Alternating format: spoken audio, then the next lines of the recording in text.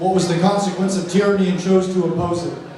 So I'm going to ask a couple of questions from each of you and give you some responses to the group, and then if anyone else has questions they want to ask, definitely feel free to chime in.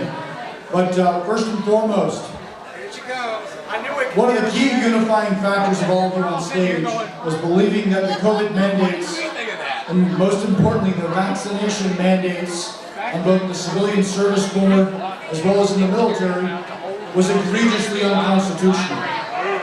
Again, this wasn't an anti-vaccine group, but it was a group forged on believing that tyranny was too far. Tyranny was not acceptable, and it was their solemn responsibility to uphold their oath of office and oppose it. So, from your perspective, each of you, what was one of the most surprising experiences you had in that journey as you sought to remedy what you believe to be grotesque abuses of the Constitution? When you join the military, everyone knows you swear an oath to protect and defend the Constitution against enemies, foreign and domestic. And our officers are expected to, have college degrees and be knowledgeable in our rules of engagement and such. And so for me, the most surprising thing was when this came up behind closed doors, when we raised concerns about the moral elements, the scientific elements, just the common sense elements, that this was completely unnecessary for active, fit individuals to look our senior leaders in the face and them to tell us, yeah, it might be unconstitutional, it might be against the law, it might not make common sense, but do it anyway, just because I said so. For them to verbally, to our face, tell us the Constitution no longer mattered because their boss told them it didn't, that was eye-opening to me, because these are the guys who you rightfully looked up to. These are the guys who won the war against terrorism. These are the guys who wanted to emulate, and for them to be so morally bankrupt and legally ignorant, that was a sad reality to face. But it's one that's reversible. It just requires us to stand up and call them to account. Straight out to some of our breweries out there.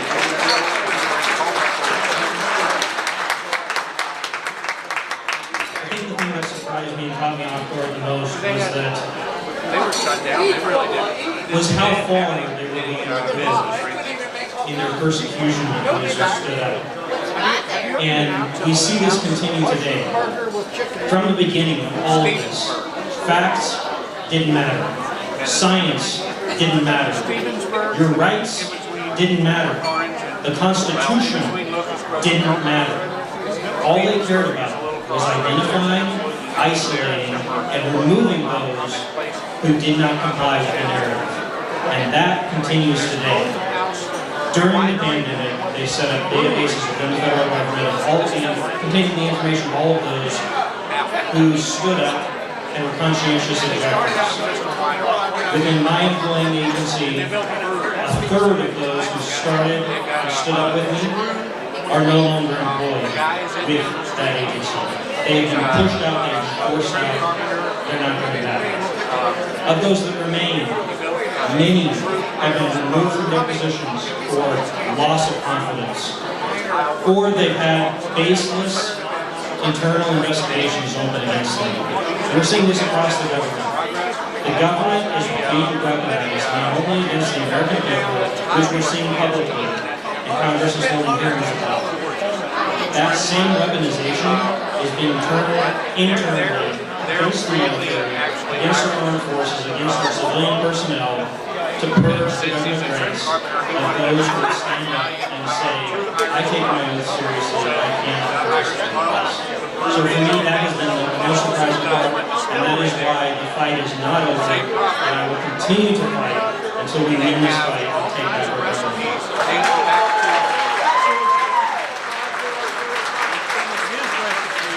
I'm going to tell you a really quick story about seeing recruit Owen. Alright? Owen was about 20 years old. He decided he wanted to join the U.S. Navy.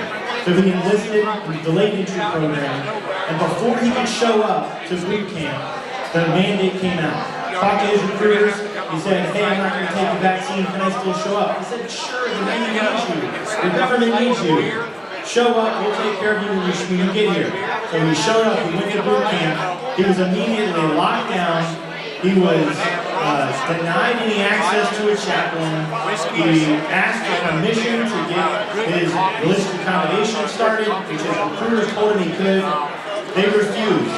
They ended up taping a little area for him out in his barracks, and he was ordered to stay in the little few feet by few feet area for 2 weeks. He was taken out 1 hour a day, allowed to see sunlight. Anybody ever been in a gulag? Well, that's Seaman Recruit Owen's experience. I got a chance to interview him about 9 months after they finally kicked him out of the military. And Seaman Recruit Owen, all he wanted to do was serve. He was pulled out of his isolation to be berated, to be verbally abused by doctors, by nurses, by his own officer leadership. Told him he was the one killing grandma. He was the reason that COVID was still around because he wouldn't take a shot that violated his religious beliefs. Seaman Recruit Owen served honorably for 39 days, and I'm telling you, his 39 days of honorable service was more honorable than many of our 3- and 4-star admirals and generals who are refusing to right these wrongs.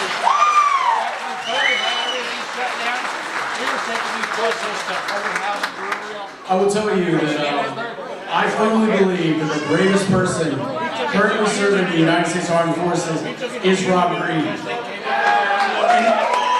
And if you guys aren't familiar with Rob Green, you should be. And there's some ways in which you can do that. There's some ways in which you can help the efforts right now. If you want to know about the Declaration of Military Accountability, which the 231 signatories put out as an open letter to the American public on New Year's Day 2024, there are copies of the Declaration of Military Accountability that can be passed to you right now as a one-page document. So raise your hand if you want a copy of that right now. And when you read that, you will understand that that is written in the voice of the Founding Fathers. And the reason that it is written in the voice of the Founding Fathers is because the author of that document, Rob Green, wrote it that way because he understands the historical parallels between what we're going through right now and what was happening in that time period in which our Founding Fathers were concerned about freedom, much in the same way that we are right now. Now let's talk about the Constitution. We all know, and I'm one of them, many people have become jaded to politics and to our political systems, and probably with good reason. I'm one of those individuals. People start to lose faith because they see people go to DC and then no favorable action happens. Nothing happens the way that it should be. Nothing happens that benefits the people. How do you know if you're going to send elected representatives to DC that actually care about the Constitution? What if there were some way for you to test their loyalty to the Constitution before they go to DC? What if there were some large constitutional test that had occurred for you to be able to see who's actually loyal to our founding documents and our founding principles and who isn't? But let me tell you, there are people out there who have been through the constitutional crucible that we have seen the last couple of years. There are people of courage like Cameron Hamilton who actually care about this country. And when they say they care about this country, they're not just giving lip service to it. They actually care. They have actually acted on what they believe. They haven't just said what they believe. They have gone through this constitutional crucible and they have come out on the right side. If we had a nation full of Cameron Hamiltons, we wouldn't have to worry about what our leaders are going to do. Unfortunately, we don't have a nation full of Cameron Hamiltons. That's why it's really important that when we do find a Cameron Hamilton, we latch on to him and we encourage him to do what he knows in his heart is right because we trust that he will.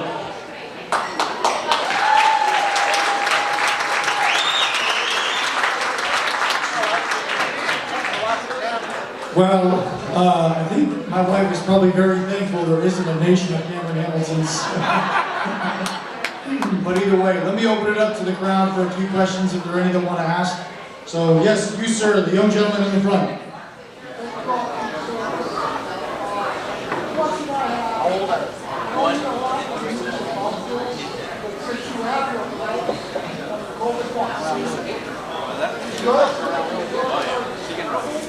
She was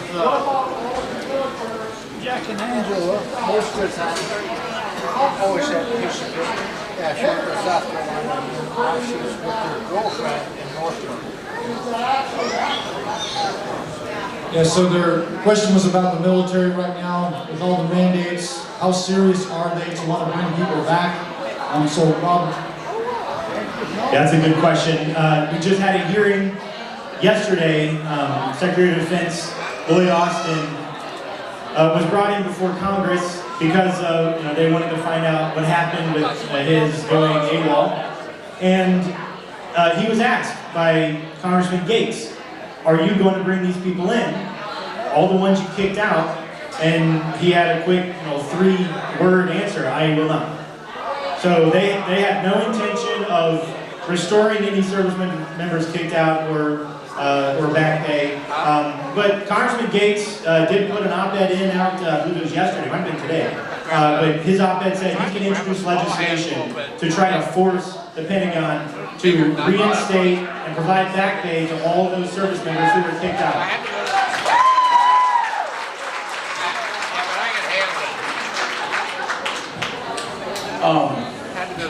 Yeah, I want to talk about. So first of all, it's a fantastic question, and I want to answer your question, but I want to expand it just a little bit. There's a concept that I have spoken about a lot, particularly with a very good friend of mine, Dr. Christina Shackelford, who's right down here in front. Everyone just calls her Shaq. This is Shaq, and the concept that I have spoken about a lot recently with her and just with others is a concept that is known as moral injury. So what is moral injury? Even if you've never necessarily heard that term before, I guarantee you that you are familiar with the concept. So moral injury, very simply stated, is what happens when you either commit an act that you know is wrong, it goes against your own internal moral code, or you witness the actions of others that go against your moral code, or you are part of an organization and you witness the organization or perhaps the organization's leaders act in a way that is diametrically opposed to that organization's own stated values or its moral code. The military and even our government, they have principles they operate on. The the military has a very well-established system of virtues and values, a very long-established ethos. So what happens when service members, because this gets at your question, it's not just physical injury that has happened because of the shots or the recruitment and retention numbers, which are abysmal. It actually goes beyond that. There are invisible problems that come as a direct impact of this unlawful mandate as well. What happens when service members, or when service members' families, or when the greater American public looks at its military and sees its military act in ways that are in complete violation of the Constitution, or breaks the law, or operates in complete opposition to the military's own code of military justice, its own regulations, when it acts against its own ethos, or its own well-established system of virtues and values. That disconnect that we all feel when we witness this, that is moral injury. And I would tell you that all the service members are morally injured, even if they don't necessarily know that term, which is why we're trying to educate people on that term. Dr. Shackelford is the one who taught me that term. I was familiar with the concept. A lot of people are. My point is there is a name for that concept. There is a name for the disjuncture that people feel in their minds when they witness their military and their government act in ways that go against the character of the military and the way that Americans know that their military should act, or their governmental leaders writ large. And so it's important that we understand that moral injury is also a direct impact that is affecting our service members' families, and to be honest, every American that looks to that military to protect us and defend our homeland. He had a kid on the previous year. One more hand over here, sorry. Nothing holding Yes. him back. So he's jumping on everything. And he's doing everything. So freaking big.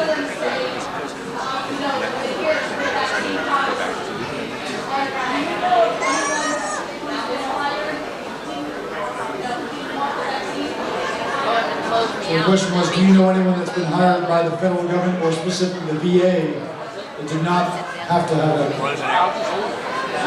So the Veterans Administration, particularly the Veterans Health Administration, along with a couple of other entities within the federal government, had their own vaccine mandates that predated the executive order from the White House. Those are issues that we're still fighting on.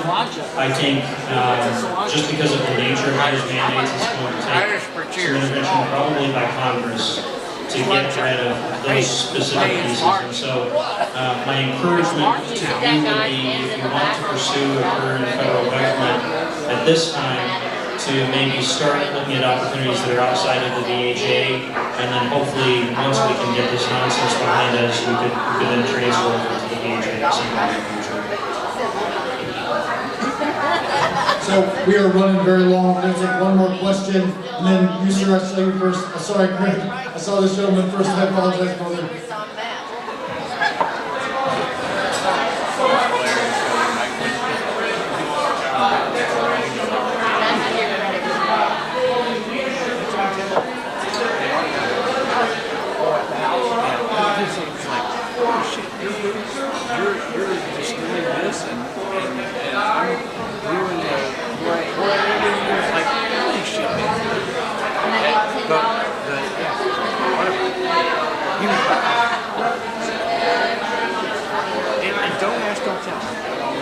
The question was, is there anything that can be done for those that experience hardship, experience harm, or can potentially actually pass away? Are there any remedies that are currently in place to address that? Any other questions? I know how much of that Commander might have a better answer, but I will say the organization I mentioned earlier, Stand With Warriors, is specifically a legal advocacy group run by David Younts. He's the lawyer who represented me and a number of my fellow SEALs, and including yourself, I believe. So he's been fighting a long legal battle from many fronts. So there are people out there fighting it, but I don't have any specific answer for you on like, hey, this is a court case that has initiated. But there are organizations out there who are fighting it. Stand With Warriors is one. I encourage you to look them up and support them. Sharon said something about him. I'm going to hand it over to Dr. Shackelford in just a second, but for those who might have a service member or a family member or someone in that situation, I want to point out Jordan Carr sitting right here in the front. Raise your hand, Jordan. She's a captain from the Air Force who got kicked out, separated over this.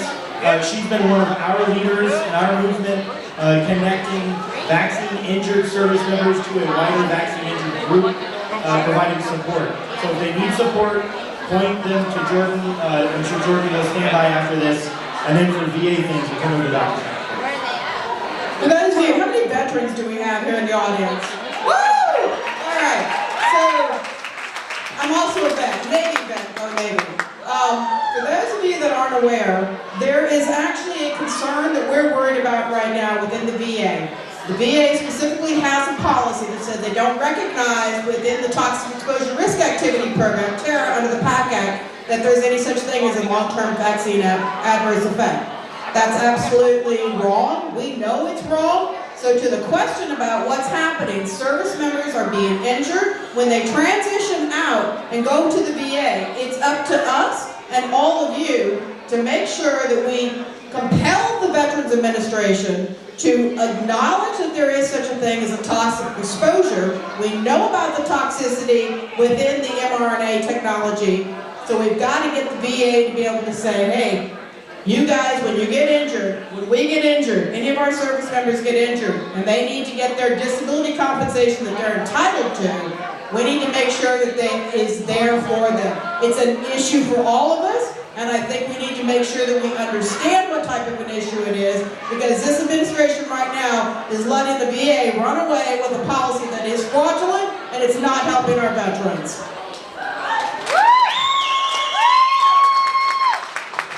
So, let me turn it over as a summary one more time. Give us just a brief spiel on how to follow you, how to support the movement, how we can understand more of what you're going through, what your website is, all of that real quick. Yeah, thank you so much for having me one more time, and thank you all for being out here and being the patriots that you are.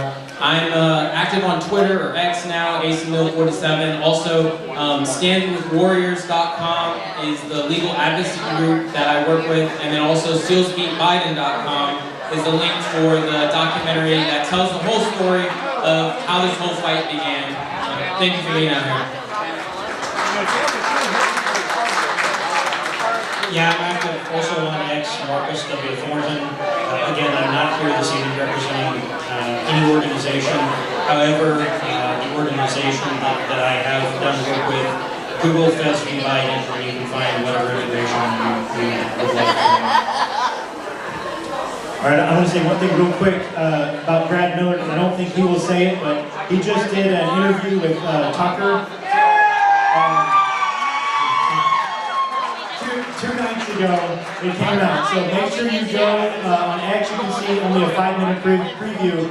But Ivan Raiklen, is that at Ivan Raiklen? Is that okay? At Ivan Raiklen on X, he has the whole 15-minute interview on his thing. So go check it out. And in that interview, Brad talks about going to militaryaccountability.com. We have a pledge up there. It's a pledge that all Americans can take, where you are pledging to do like we are, to hold your own leadership accountable for their violations of the law and your rights. So join us like we did with the Declaration of Military Accountability. Join us by going to militaryaccountability.com and signing that pledge with us.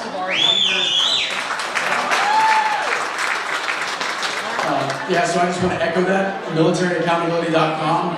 When you go there, you'll find the Declaration of Military Accountability that the 231 people signed. We've spoken about that. You'll find the associated pledge.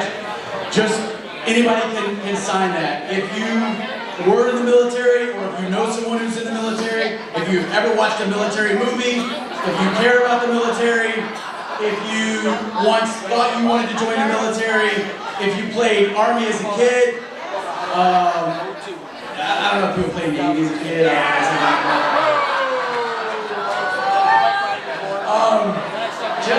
Just kidding. And the bottom line is, though, is that any American who cares about what's going on in the military can go to militaryaccountability.com. Please do that.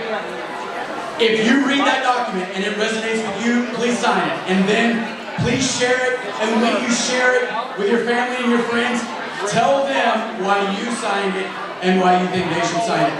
Another thing, Rob Green mentioned this before. He is the author of the Declaration of Military Accountability. He also mentioned his book. So his book is called Defending the Constitution Behind Enemy Lines. There are copies. It looks like this. There are copies that you can find. Can't get one tonight. Real easy to find.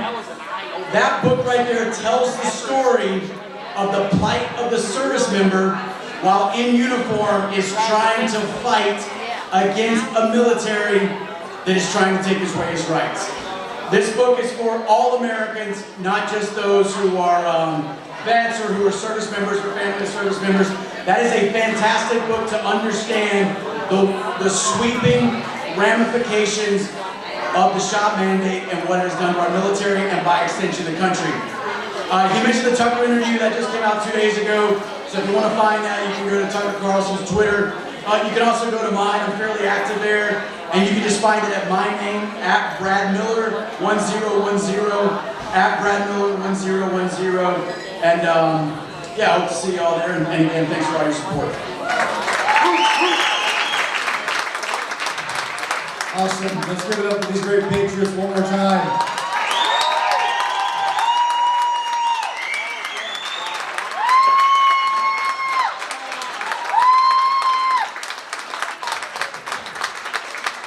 It's patriots like this that cause me to believe that there is hope in this country. So, thank each of you for coming out here tonight. I know it's been a very long night. God bless you all. Again, I'm Cameron Hamilton. I'm running for Congress. We're running way late. I think Matt's about to kick us out. But thank you all for coming. God bless you. Please come sign a petition, get a sign. And again, love on these amazing patriots and the fight that they've been willing to take. Thank you all and have a wonderful, wonderful evening.